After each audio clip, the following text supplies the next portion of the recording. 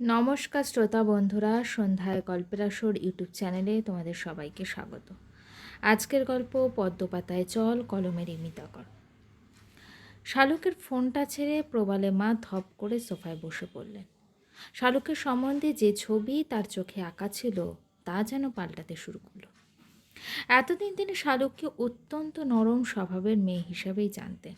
কোনো কিছুতেই শালুকের তেমন নিজস্ব মতামত ছিল না। সকলের সব সিদ্ধান্ত সে হাসি মুখে মেনে নিত।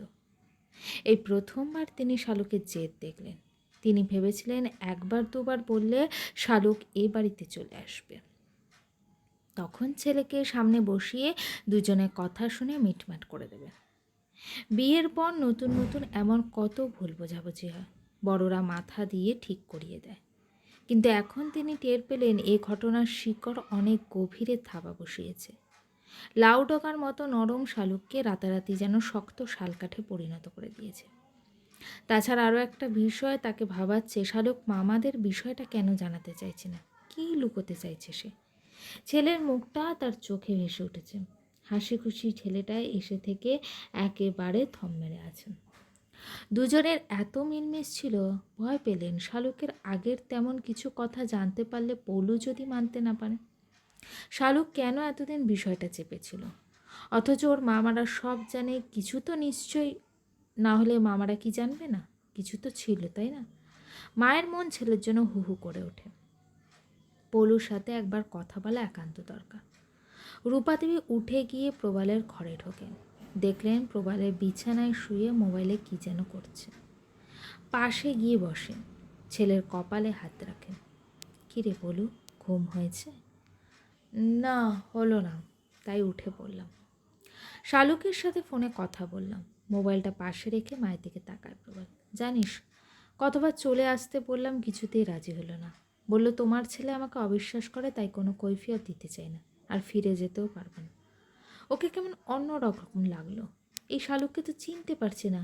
বললাম তুই না এলে আমি আর তোর বাবা তোর কাছে যাচ্ছি, তাতেও রাজি না। মামাদের সামনে নাকি এসব কথা বলা যাবে না। আবার বলো মামারা বিতানকে চেনে। প্রবালের মুখটা ফুটো বেলুনের মতো নিমেষে চুপসে গেল। এতক্ষণ শুয়ে শুয়ে শালুকের কথাই ভাবছিল সে। শালুকের অনুপস্থিতি তার কাছে ক্রমশ যেন অসহ্য হয়ে উঠেছে। কিন্তু মায়ের কথায় আবার সেই সন্দেহটা যেন নবকলেবরে মাথা চাড়া দিয়ে উঠল। শালুকের মামারা সবাই বিতানকে চেনে। কিভাবে চেনে? শুধু কি তবলচি হিসাবে, নাকি শালুকের প্রেমিক হিসেবে? পলু, চুপ করে থাকিস না। শালুককে এই বাড়িতে নিয়ে আসার একটা ব্যবস্থা কর।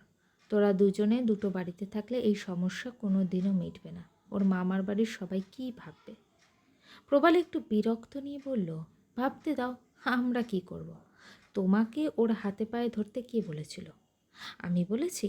আমি কিছু করতে পারবো না। বিধানের কথা সবাই জানে, শুধু আমি জানি না। দোষটা কার মা? নিজে দোষ করবে, আবার নিজে তেজ দেখিয়ে মায়ের কাছে বসে থাকবে, আর আশা করবে আমি ওকে আনতে যাব? কখনো যাব না। দেখি কতদিন থাকতে পারে। তোরা দুজনেই অবুঝ যদি হোস, আমি কোথায় যাই বলতো? ওদিকে তোর বাবার আগে মুখ ভার করে রেখেছে। সে তো শালুকের দোষ দেখে না, শুধু নিজের ছেলের দোষ দেখতে পায়। তুই কেন আনতে যাচ্ছিস না, আমি কেন তোকে পাঠাচ্ছি না, এই রাগে কথা বন্ধ করে আছে। কিন্তু পলু, আজ বুঝলাম শালুককে যতটা নরম মনে হয় ও কিন্তু ততটা না। আচ্ছা, কালকে খুব ঝগড়া হয়েছে তোদের দুজনের মধ্যে? তুই কি খুব খারাপ কথা বলেছিলিস ওকে? এই প্রসঙ্গ কথা বলতে ভালো লাগছে না। তুমি ঘরে যাও মা। ছেলের গায়ে হাত রাখেন। শালুক এ বাড়িতে না এলে তোর কি ভালো লাগবে? একদিনেই তোর মুখটা কেমন শুকিয়ে গেছে। আমি তোর মা, সব বুঝতে পারি। মায়ের হাত সরিয়ে উঠে দাঁড়িয়ে প্রবাল বলে, আমাকে একটু বের হতে হবে, অনেক কাজ আছে। কোথায় যাবি? দেখছি। প্রবাল জামা কাপড় বদলাতে যাবে, এমন সময় ওর ফোন বেজে উঠল।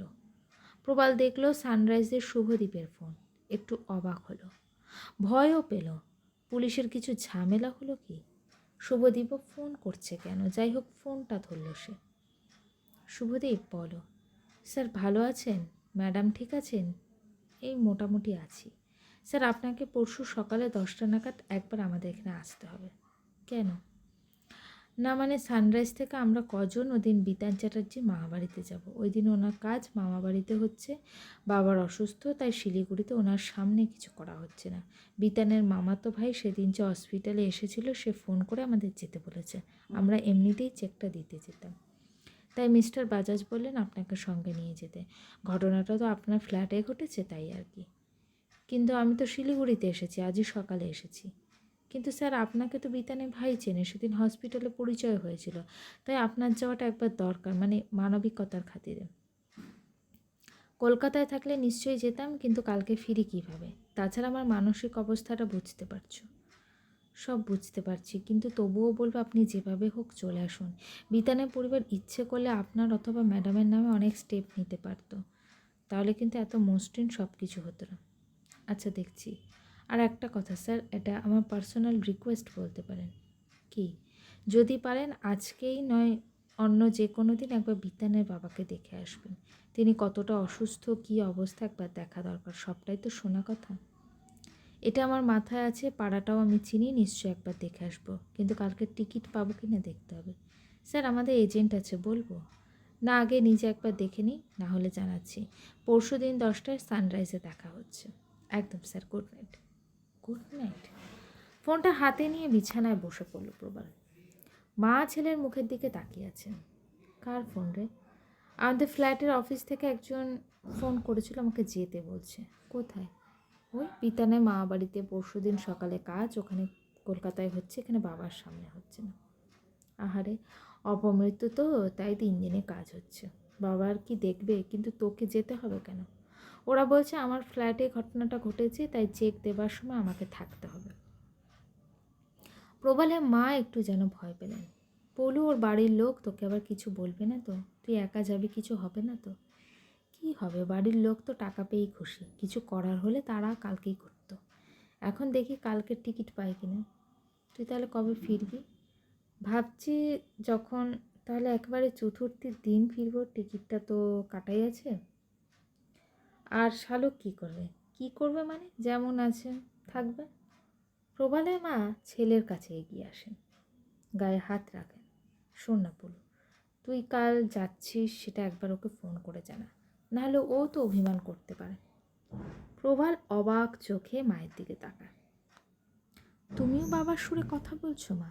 শুধু শালকের অভিমানটাই দেখছো, আমার দিকটা তো একবারও ভাবছো না?